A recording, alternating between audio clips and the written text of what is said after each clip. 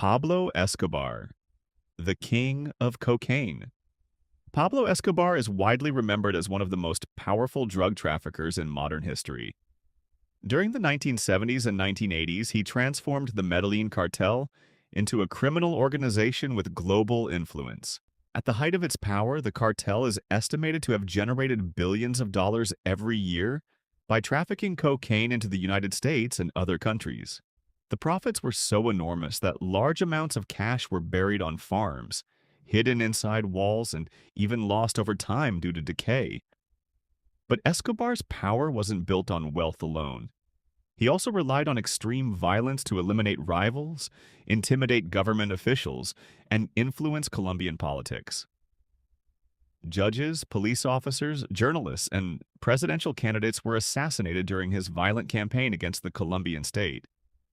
At the same time, Escobar sought to gain public support by building homes, funding soccer fields, and financing projects in poor communities. This created a deeply contradictory image. To some, he was a ruthless criminal, to others, a generous benefactor. His story came to an end in 1993, when he was tracked down and killed by Colombian security forces after years of pursuit. Even after his death, his name remains one of the most recognizable in the history of organized crime. Joaquín El Chapo Guzmán, the master of escapes. While Pablo Escobar became famous for building a financial empire, Joaquín El Chapo Guzmán earned his reputation through his ability to expand and maintain a powerful drug cartel for decades.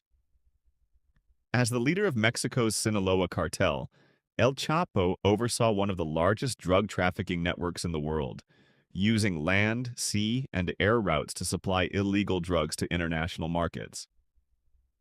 One of the most remarkable aspects of his criminal career was his series of dramatic prison escapes. On 2 separate occasions, he managed to break out of maximum security prisons, including one escape through a sophisticated tunnel equipped with lighting, ventilation, and tracks for a motorcycle. His final capture came in 2016. He was later extradited to the United States, where he was convicted and sentenced to life imprisonment.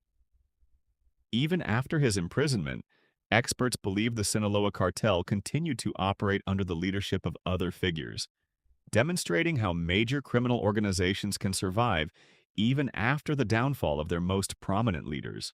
Griselda Blanco, the godmother of cocaine. In a world dominated by men, Griselda Blanco became one of the most feared figures in the history of drug trafficking. Known as the godmother of cocaine, she was one of the pioneers in establishing cocaine trafficking routes between Colombia and the United States during the 1970s and 1980s. Her reputation was built on extreme violence.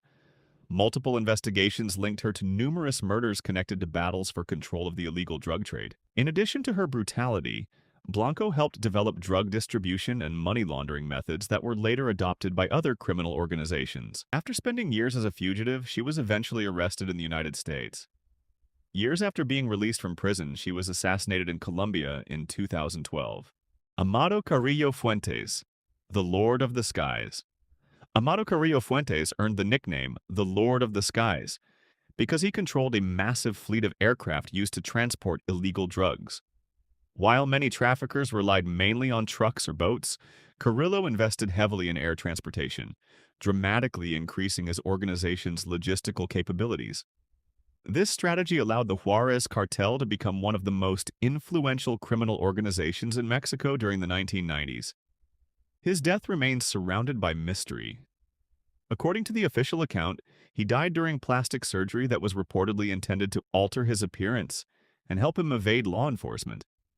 Even after his death, the Juarez cartel remained involved in violent conflicts over control of major drug trafficking routes. Frank Lucas, the drug trafficker, who changed the American market. Frank Lucas became known for building a large-scale heroin distribution network across the United States. His strategy was to eliminate middlemen, allowing him to increase his profits while supplying heroin that was widely believed to be purer than that of his competitors. His story gained international recognition after inspiring the film American Gangster. However, experts point out that parts of the popular narrative were dramatized by Hollywood, while court records and historical evidence present a more complex picture of the events. After his arrest, Lucas cooperated with law enforcement authorities in several criminal investigations. Kunza, the king of the Golden Triangle. While many of the figures on this list operated in the Americas, Kunza dominated an entirely different region. He controlled part of the so-called Golden Triangle, the area where Myanmar, Laos, and Thailand meet, a region historically known for its large-scale opium production. For years, international organizations estimated that his network was responsible for a significant share of the heroin produced in the region. Kun Sa maintained his own armed forces and justified his activities by claiming he was fighting for the autonomy of certain local ethnic groups, although his primary source of income came from the illegal drug trade. Toward the end of his career, he negotiated his surrender with the government of Myanmar. The Rodriguez Orejuela brothers. The Cali Cartel. After the decline of the Medellín cartel, a new powerhouse emerged, the Cali Cartel. Led by brothers Gilberto and Miguel Rodriguez Orejuela, the organization adopted a very different strategy from that of Pablo Escobar. Instead of relying on high-profile attacks and constant acts of terrorism, they operated more discreetly, investing in corruption, economic infiltration, and political influence. This approach allowed the cartel to remain active for years before its leaders were arrested in the 1990s. Although the dismantling of the Cali cartel was considered a major victory for Colombian authorities, it did not put an end to drug trafficking in the country. Ismael El Mayo Zambada, the invisible strategist. For decades, Ismael El Mayo Zambada was considered one of Mexico's most elusive and discreet criminals. Unlike many other drug cartel leaders, he avoided interviews, public appearances, and lavish displays of wealth. This low-profile approach helped him maintain his influence within the Sinaloa cartel for many years. Experts believe his greatest strength was his ability to negotiate alliances and manage the organization, minimizing internal conflicts whenever possible.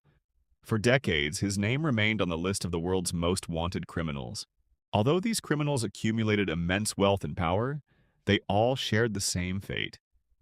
Their organizations fueled violence, corruption, and the suffering of thousands of people around the world. Some died in violent confrontations. Others spent the rest of their lives behind bars. Some were betrayed by their own allies. None of them managed to escape the consequences of their choices. The stories of these drug traffickers show that organized crime can generate enormous fortunes, but it also leaves behind a trail of destruction that affects entire communities for generations. Understanding how these criminal organizations emerged, expanded, and were ultimately challenged helps us better understand one of the greatest challenges faced by governments and societies around the world.